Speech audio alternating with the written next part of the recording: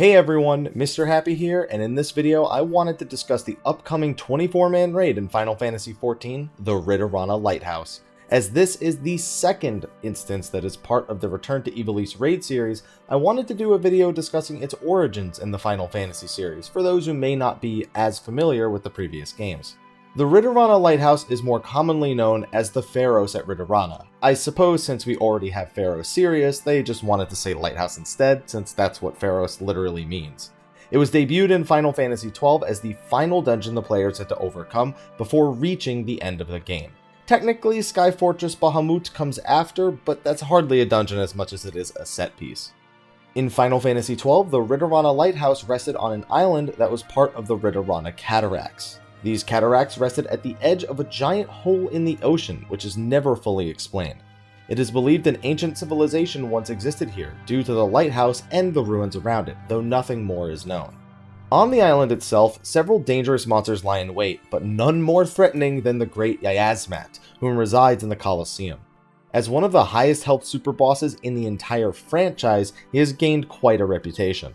It is suspected at best that he is a spawn of, or Ivalice's equivalent of Shinryu, as awakening Yayazmat subsequently awakens Omega Mark 12. For the lighthouse itself, it acts as home to one of the most powerful stones in Ivalice, the master of all Nethicite known as the Suncrest. This stone and the lighthouse were built by gods known as the Ocuria, whom have in the past instructed mortals to cut Nethicite off of the stone and use it to forge the future. Holding such immense power, the stone itself is considered a weapon, as is any Nethicite that is cut from it. In Final Fantasy XII, King Wraithwall was sent there by the Ocuria to procure shards, before his ancestor, Ashelia, was instructed to do the same 700 years later. Seeing the danger the stone posed to mankind, Ashelia opted to destroy it instead, ending the Ocuria's cycle of war. As a dungeon, it contains 100 upwards traveling floors, as well as 4 optional sections in the various layers of the subterra beneath. The entrance is guarded by the undead dragon Hydro, while more guardians lie in wait as the Dynast King travels upward.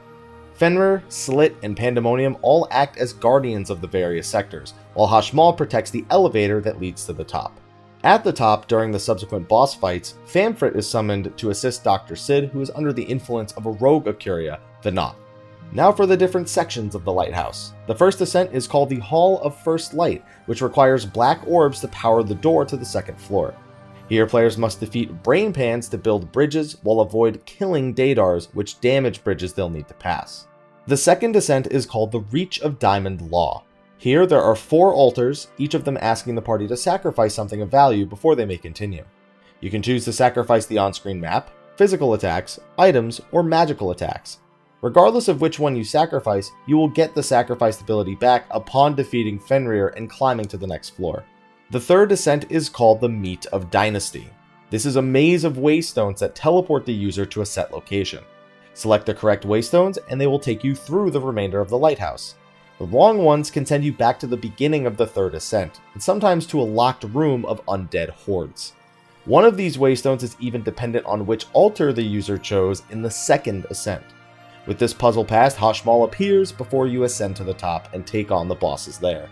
There were also several hunts, rare game, and the entirety of the Subterra, which acts as an optional dungeon after you clear Pharos as part of the story. The Subterra hosts a 4th guardian, Phoenix, who must be defeated before descending to the bottom. Here awaits the Shadow Seer, an eldritch seer who uses the power of darkness to summon the 4 creatures of Ridorana, which are Pandemonium, Slit, Fenrir, and Phoenix.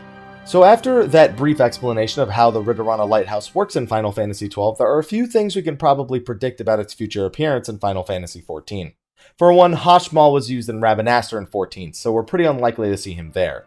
Famfrit, on the other hand, is a high probability boss, though whether or not he's accompanying someone else, or if he just acts as that guardian like Hashmal did in 12, that's going to be unknown. It's also worth remembering that Bagamden has the Taurus Aura Sight, that of the Esper Chaos. Genomus also possesses an Aura Sight, though I'd expect this one to play a more prominent role in the 3rd raid tier. Shadowseer, Yayazmat, and some of the 4 Guardians might be possible. The reason why I say it's only possible and not definite that the 4 Guardians will make an appearance is that in Ridorana Lighthouse in Final Fantasy XII, those 4 bosses are representative of Zhejiang, the same set of mythical creatures from which Final Fantasy XIV's Four Lords questline is built upon. They might be there, but don't expect there to be much of a relation here lore-wise. As for the lore purposes of the Lighthouse, there's quite a lot of possibilities, none of which we can solidly predict. Now, I think most of us are expecting to find something along the lines of the Suncrest there, but because we've been focusing mostly on Auracite when it comes to the Evolution raids, it's hard to tell if they would actually make it Auracite, which would be really weird considering what Auracite is, or if they would make it a weapon like Nethicite. But I think a lot of us are expecting to find something at least reminiscent of the Suncrest there, or something that mentions it and the Dynast King.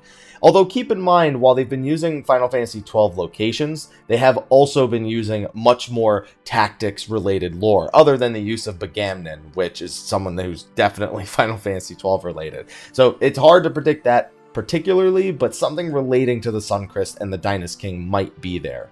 I think the most important thing to talk about is that we'll probably learn a lot more about the ancient civilization of Ivalice in Final Fantasy XIV, and more specifically, how it fell, which is kind of the main purpose of these expeditions in the first place. I expect that I wouldn't be surprised to learn about the Suncrest and Dynast King, and that in 14's universe, that maybe they led to the fall of Ivalice, but it seems like Auracite is the key to everything, so we're just going to stay focused on the Auracite for the time being. Now, of course, there's a lot of other things that we can draw upon for our theories here. Don't forget that the 13th Shard of Hydaelyn fell to the use of Auracite, where the Warriors of Light used the stones to defeat Primals, only to become all-consuming beasts themselves due to the Lucavian side and ravage the land. This created what we now know in Final Fantasy XIV as the Void. Cuchulainn in the Void Arc is no doubt one of these heroes and likely shares a similar backstory to the Espers we encounter in the royal city of Ravenaster.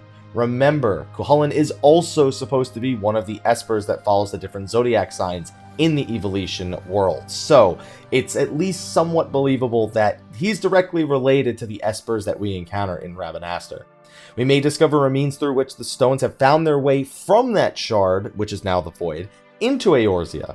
It's an exciting thing to look forward to, especially considering Yoshida himself commented on Matsuno stuffing quite a lot of story into this 24-man raid tier, as well as additional crafting and gathering side quests. So I want to know what your theories are. What is going to be the Ridorana Lighthouse's purpose in Final Fantasy XIV's upcoming Part 2 of the Return to Ivalice raid series? Throw your answer down in the comment section below, and you know what? None of us know if we're right, none of us know where it's going, so try to be pretty open-minded to what other people have to say down there. But anyway, thanks for enjoying this short little recap on what the Ridorana Lighthouse actually is. Be sure to like, favorite, subscribe, and share, and stay tuned for upcoming content on the channel regarding Final Fantasy XIV's patch 4.3. I will see all of you in the next video, and until then, take care.